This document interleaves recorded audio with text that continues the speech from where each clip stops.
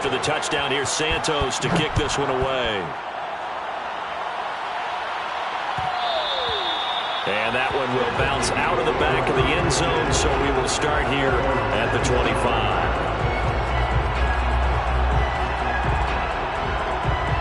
The Minnesota offense about ready to get this next drive underway.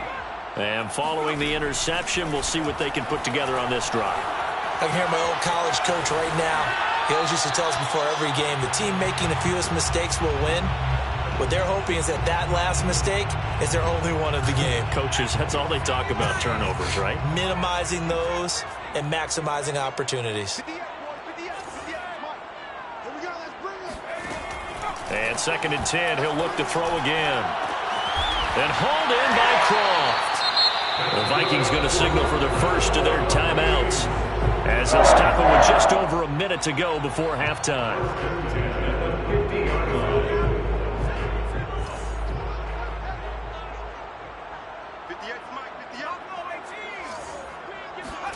From the midfield stripe, they'll look to throw. He's got the hook up with Diggs. And he's going to get this one down to the edge of the red zone. That's another Vikings first down. Again, he'll drop to throw. And he takes a shot on the release, as this will be incomplete. It's always tough trying to keep your guy upright when he's trying to throw the football. When you're dealing with those big, bad guys on the defensive front, it's even tougher. And this time, those guys on the opposite side won the battle, getting to the quarterback and knocking him into an incompletion.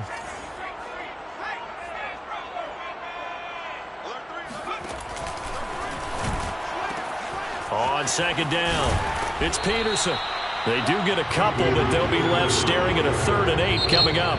Now the Vikings will use the second of their timeouts, as the clock will stop with 20 seconds to go in the first half. The Bears bring out an extra defender in the secondary now for 3rd down.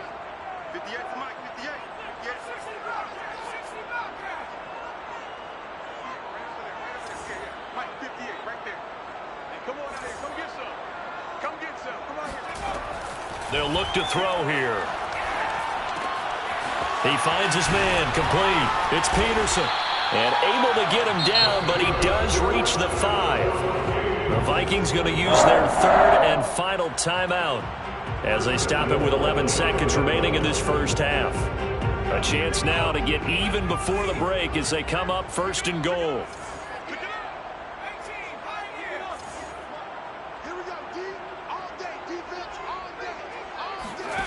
He'll drop to throw. And it'll be intercepted.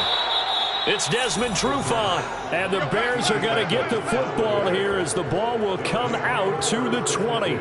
Second straight drive now here, Charles, that have ended with an interception. And I just wonder, because I don't think it's going to rattle him necessarily, but I also wonder if it's going to unnerve him a little bit. Does it lead to another one? Or does he find a way to pull it together and become sharp again? They'll throw now on the final play. Escaping the pressure right.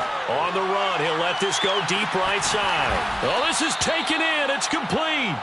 And they do finally get him, but he takes it to the 25.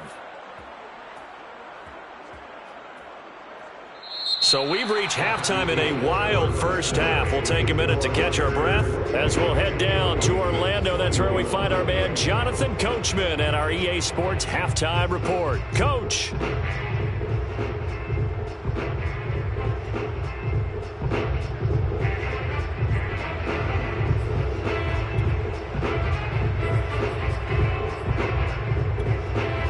Okay, Coach, adjustments likely going to play a big role in this third quarter in what's been a tight contest so far. Both these offenses have been in fine form. What will the second half bring us as we are underway in quarter 3? And we'll see a return here from the end zone. And only able to get this to the 19, so probably should have opted for the touchback. Here are the Vikings now to start their next drive. And they're on the short end of the scoreboard here. Charles, what adjustments, if any, do you think they need to make for the second half? Well, paraphrasing the gold medal hockey winning coach Herb. And shedding him off, now open field. And they'll get it all the way up about 5 yards shy of midfield. A big play that time on the catch and run. And I feel a little bit like a traitor as a former defender because that big man did not want to go down and refused to go down. If you're a defender and you don't get the right angle on a big tight end like him, he can run right. Pressure, and he's taken down. A Bear sack.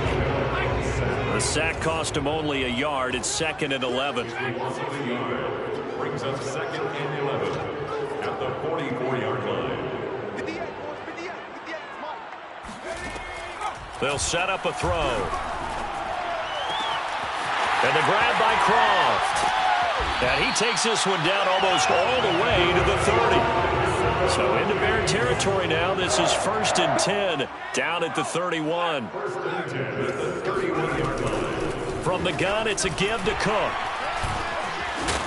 And able to break one tackle, but then quickly brought down. But a nice little gain. 73 yards for him on the ground now as he has been terrific here this afternoon. A good down to possibly take a shot, and in fact, they'll come up with an empty backfield on 2nd and inches. They'll look to throw. He gets this one into the hands of Dalvin Cook. And he will be brought down at about the 6-yard line.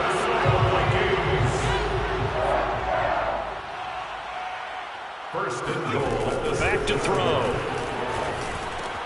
And that'll be caught by Diggs for a Minnesota touchdown.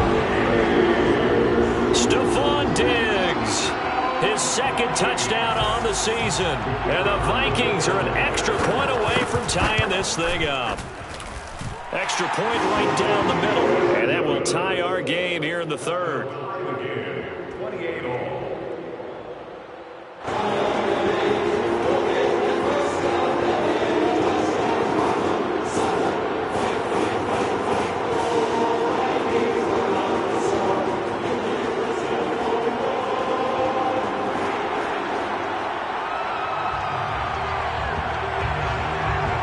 So we're right back where we started, all even as the kick's away. Patterson going to bring this out of the end zone. And he will be brought down here inside the 20. Good coverage as he's dropped at the 17. 1st and 10 at their own 17-yard line.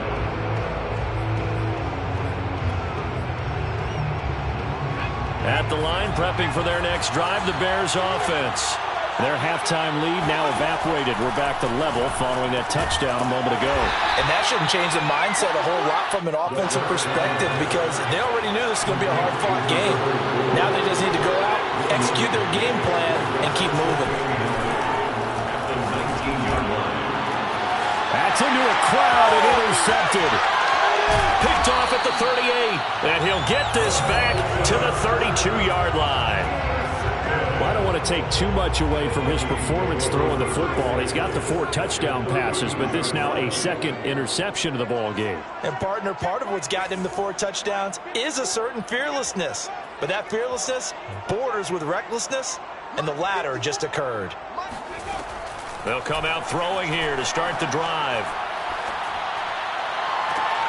And he's got this to Jefferson. And he'll go out of bounds inside the 15-yard line. I'll tell you what, a lot of those mid-range throws have been available because sometimes teams get too concerned about the deep ball and they leave too much space in front of them, and these guys have been taking advantage so far.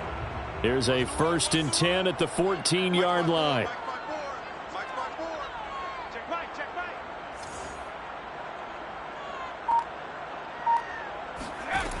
He'll look to throw. Touchdown, Vikings! Adrian Peterson, his first touchdown on the year. And the Vikings on just 2 plays have taken the lead. Extra point splits the uprights, and they will take a 7-point lead.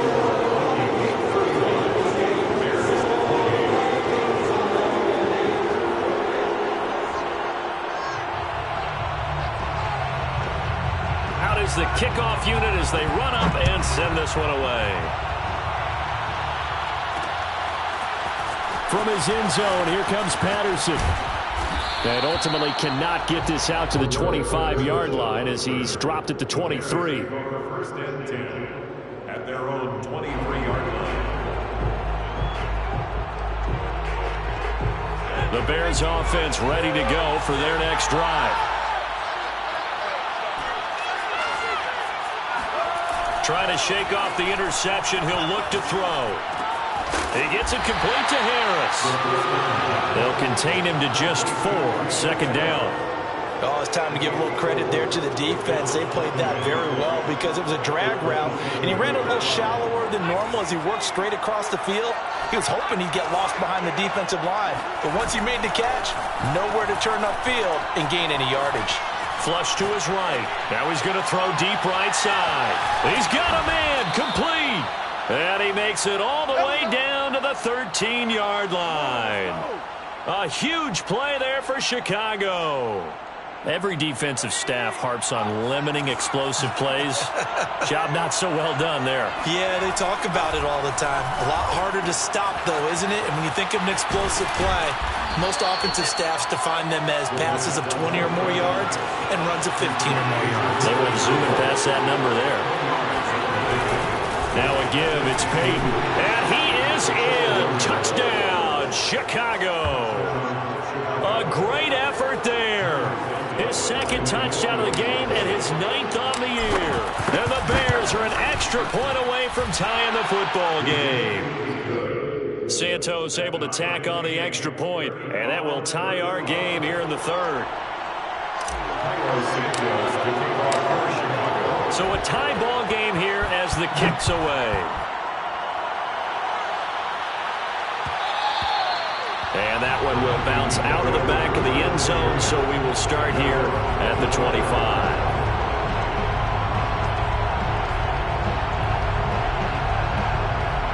The Minnesota offense about ready to get this next drive underway. And their lead has evaporated in this third quarter. It's tied once more as they begin with a 1st and 10. Now a dump off here complete. And they're able to get this one across the 35. So from the 36 now, 1st and 10. 1st and 10 at the 36-yard line. First down, here's the run with Cook. And he'll be stopped right at midfield. 86 yards rushing for him now, and he's only carried the ball 4 times. We've seen him break off a big run already in this game, and for a second, that one looked like it might be another. Yeah, I think that any defense would say, look, we can't let him get to the second level because sometimes he'll break off the big run on his own, but oftentimes you get additional blocking at the second level, which gets you deeper into the secondary. And that one drops down, incomplete. Good coverage there, forced the ball free, and it's 2nd down.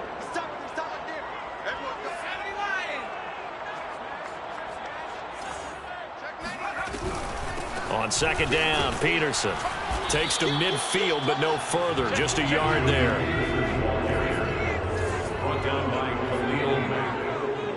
A gain of 1 brings up. On 3rd down, he'll drop to throw. 20! Touchdown! A great play there. His 2nd touchdown of the game and his 9th on the year.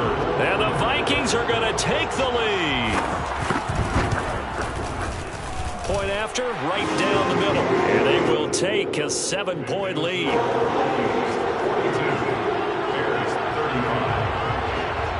Set now to kick this one away, and off it goes.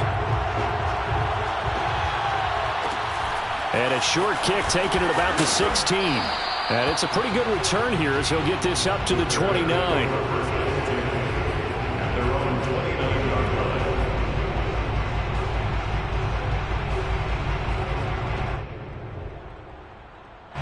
At the line, prepping for their next drive, the Bears offense.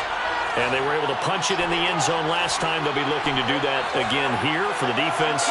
Obviously, they'll be looking to stop them from punching it back in the end zone. It always is punch-counter-punch, isn't it? And which team has the advantage? Well, let's just go back. Last time on offense, they rolled downfield, got into a good rhythm. And he's going to be intercepted a 3rd time. Picked off down at the 10. And a big turnover there as his guys will get the football back.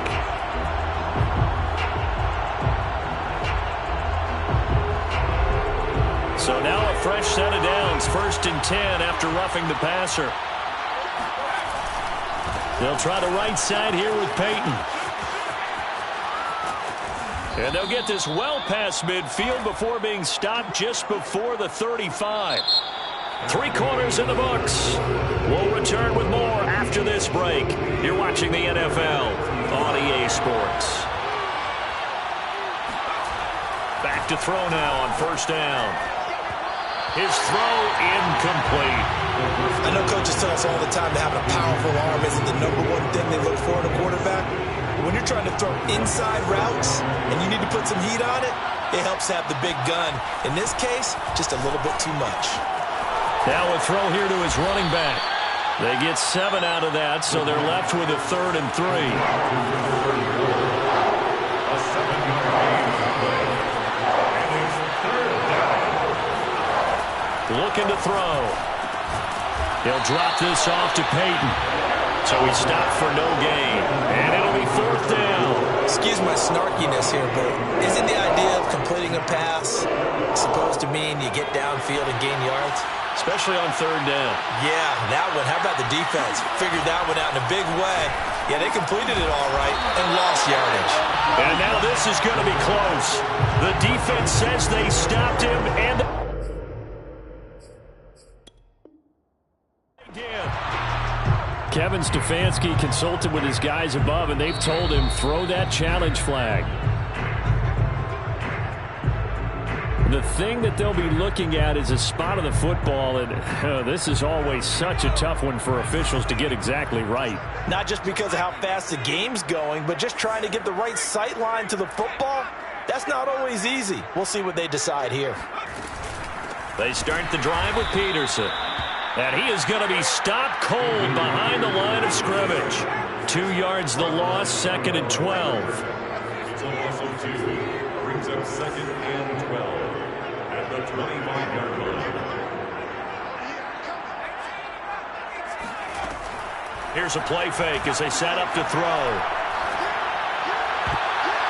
And he's unable to hold on to that defensively. A potential game changer, but it falls incomplete. I think he's taking an awful chance with the football right there. You've got to lead, you've got to protect it, and he's taking chances putting it out there in a little bit of jeopardy. Especially in a spot like this, 4th quarter, as you said, trying to cling to that advantage. Yeah, that one probably should have been picked, huh? The Vikings on 3rd down. They've been okay, 2 for 3 thus far. This is 3rd down and 12. Back to throw here. That'll be complete to Cook. And past the 40 before he's out of bounds. And that certainly appears to be a critical conversion right there, because not only do they keep the drive going, they take valuable time off the clock as well. They have to feel really good about that last completion. And that is incomplete. Oh, the coverage a little too good there, and it's 2nd down. One thing you hope to see out of a rookie tight end is a real concentration when the ball's in the air, and I'm not sure that he didn't, but he has to be prepared for people making a play on it when that ball's up for grabs. On 2nd down now, it's Peterson. And once again, not much running room, if any at all. Officially nothing on that one, no gain, so they're left with still 10 to go on 3rd down.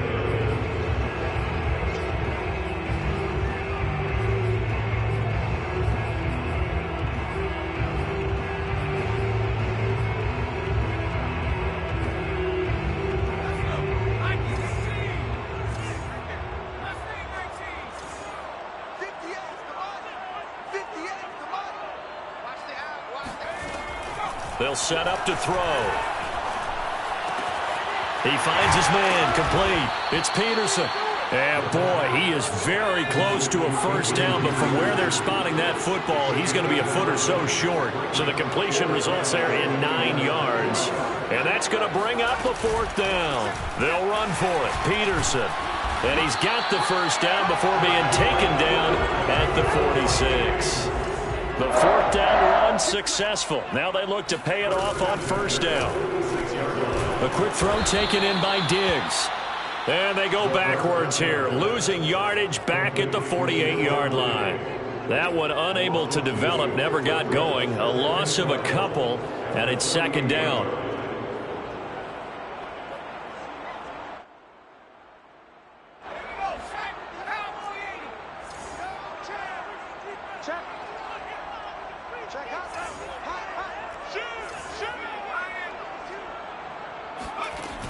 A play-action fake. They'll look to throw. Rolling to his right. And this throw incomplete. Now the defender all over him that time, but it's going to lead to third down. As soon as I saw him break contain and get outside, my first thought and my eyes gravitated downfield, because nowadays, most of these quarterbacks, when they do that, they want the big play downfield. They don't want to throw it short. In this case, he took the shot. It fell incomplete. And that nearly the pick that they needed. He couldn't pull it in, though, and it's fourth down. How about this defense? They came up with a couple of big plays in this sequence, and none better than the one right there, forcing the incompletion and bringing up fourth down. And on fourth down, on is the punt team sending this one away. And he'll get this up past the 25 before he's out of bounds. A special teams mistake there, no doubt. Just 26 yards officially on the punt. And the Bears take over. The Bears offense ready to go for their next drive. Well, the defense got its job done, forcing the punt. Now the formula pretty simple. They need to find the end zone here. And a big loss here as he's taken down. The defense rising to the challenge and setting him back on the sack. Well, remember, he had the interception earlier. Now he adds the sack. He's really making his presence felt out there. Well, he is putting together a heck of a game. In fact, he's going to bump these plays to his highlight reel. Okay, so when he wants to show it off later on, look what I did out there, guys. In this offense, they've got to start paying him a little special attention. He's like a good basketball player, putting stats in every column. They get 14 back, but it leads now to a third down. So the Bears with the football here as we welcome you back. They face a critical third down now, needing a score here in the late going. Nowhere to go here. He lost the football, and the Vikings pick up the football. And this defense has broken it open as they return it to the house for 6. This was a close game. They needed a little breathing room. Boy, they got it right there on that return for a touchdown. Yeah, we would say that this could be huge. Forget it. It was huge. Gave him a comfortable lead.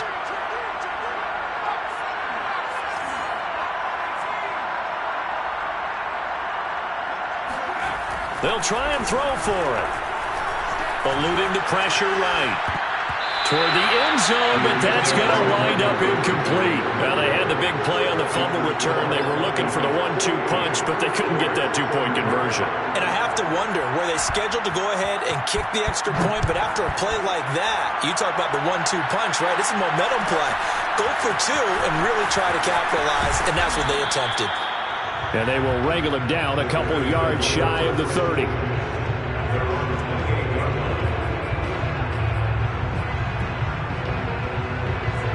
At the line, prepping for their next drive, the Bears offense.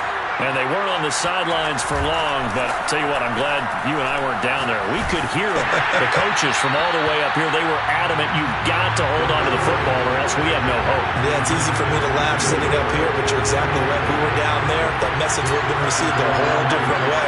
Because turnovers, they've been a big problem for them. Got to take care of the football. Got to hold on to it. Now a desperation throw deep downfield. And that'll be incomplete as it's knocked away. But a penalty flag is down. So who's this going to be on?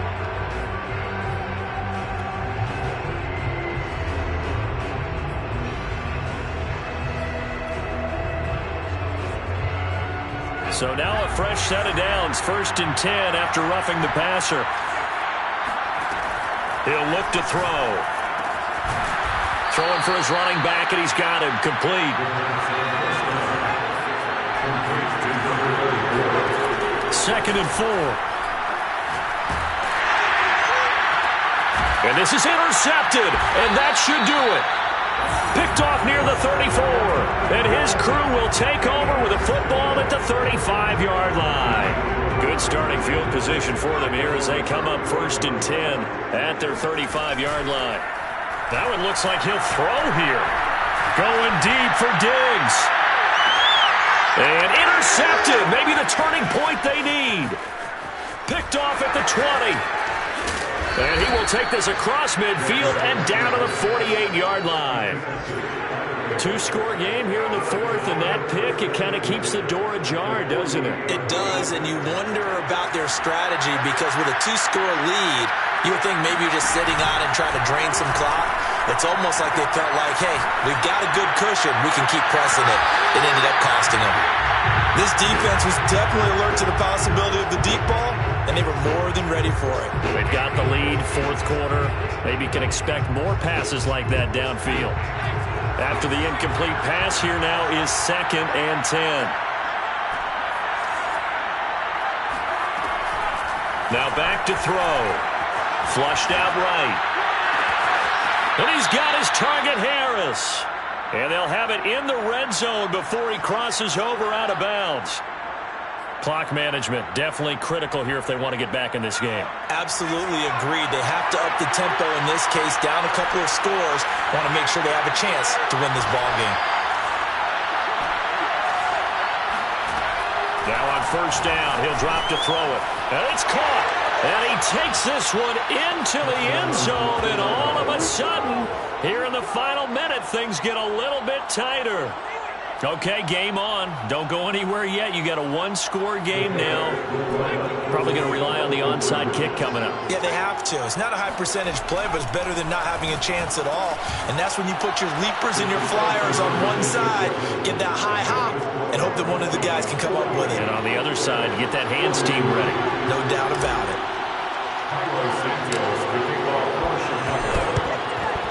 And the Vikings hands team able to recover, and that should just about do it. And that's why you have your hands team out there on the field. Those are the best guys ready to make that play. And let's face it, it was executed well. It wasn't a bad kick. It wasn't anything like that. Just that the normal outcome actually came to play. Analytics will tell you it's a very low possibility of getting the ball for the team kicking it in an onside kick situation. You're all about the numbers, aren't you? All about the numbers, baby. It's a new game now. They don't lie. I guess the simple question, why not just take a knee there? I don't understand either why you would take any sort of a chance. We've seen it happen in the game of football. Doesn't matter whether you watch high school, college, or the NFL. Some people get a little greedy, try to get that extra running play in, and it can backfire on them. 2nd and 5.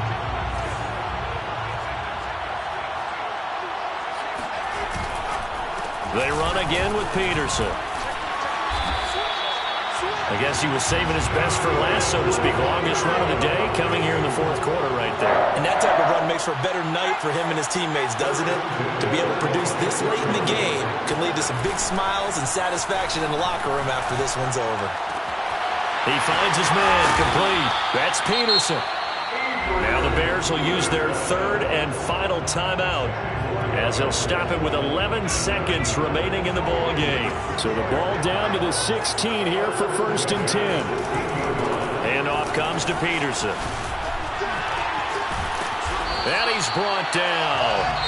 And now with 4 seconds left, we get a timeout call. They're making it look easy out there. Another 1st down. So far on this drive, let me do this little bit of math here. 4 plays, 3 first downs. That's a pretty good recipe for success.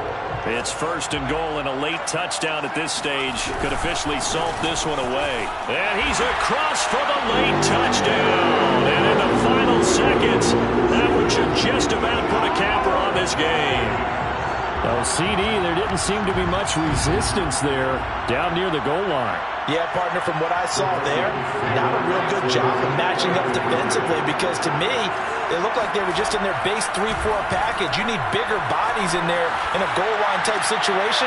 The 3, 4, 5 between the 20s, but not down here when you're guarding your end zone. He hits the big target for the 2-point try. Defenses hate those guys, especially around the goal line. It's hard to decide who you're going to put on him. Are you going to put a smaller corner on him? Are you going to put a safety who doesn't have maybe the same coverage skills? How about a linebacker? He may have the size, but he's not used to really covering in space. That's why the tight end gives you such a great advantage when you're throwing the football. A big offensive explosion helped leading them to victory, and the defensive guys, they're just saying, hey, put those points up every week, we'll just keep winning. They will gratefully accept them, won't they? It makes their job that much easier when they're scoring that many points, allows them to play with a totally different style and a different flow. So for Minnesota, they move back over 500 at 3-2 now on the year. And they'll be able to enjoy this one through the bye week before they get back at it again. Meanwhile, for the Bears, it was a good first month, but they'll fall to 4-1 as they suffer their first loss. And they'll get a chance to redeem themselves at home next week.